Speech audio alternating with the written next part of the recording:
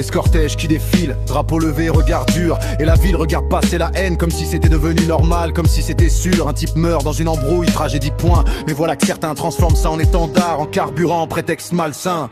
On récupère un mort pour fabriquer du récit. On hurle au martyr, on nettoie l'image, on réécrit. D'un coup les loups deviennent victimes, les slogans deviennent respectables, et ceux qui dénoncent deviennent les coupables. Inversion totale, monde à l'envers. On ne sait plus qui crie justice et qui attise la colère. La gauche pointée du doigt, caricaturée, salie, décrite comme dangereuse pendant que l'extrême droite défile tranquille. On colle des étiquettes, on simplifie, on accuse en bloc pendant que les vrais rapports de force avancent sans faire de bruit en coulisses en stock.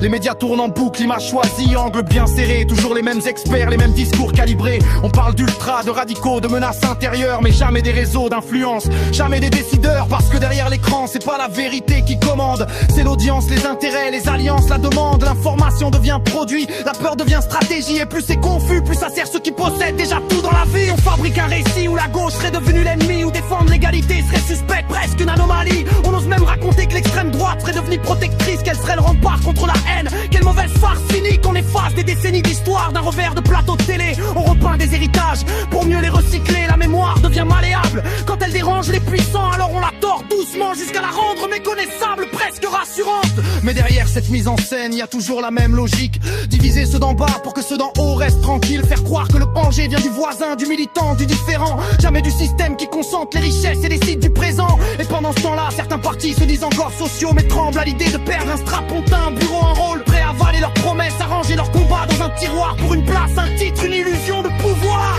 La conviction remplacée par la gestion, le courage remplacé par la négociation. On parle d'équilibre quand ça ressemble surtout à un abandon. On appelle ça responsabilité pour éviter de dire renoncement. Le jeu politique devient carrière, plus engagement. On calcule en siège pendant que les gens vivent concrètement. Et ce décalage nourrit la colère, la vraie, celle qu'on n'encadre pas celle des plateaux, celle qui monte quand plus personne ne te représente vraiment.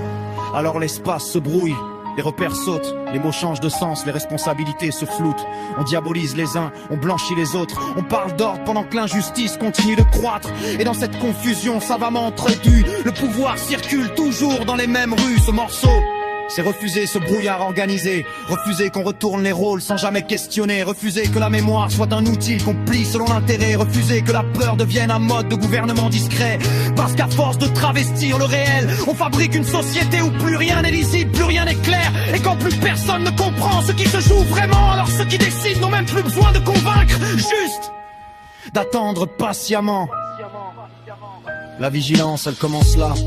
Remettre les choses à leur place, ne pas avaler tout ça. Regarder derrière les slogans, derrière les écrans, derrière les récits bien rodés, et comprendre que le vrai pouvoir agit souvent là où on ne regarde jamais.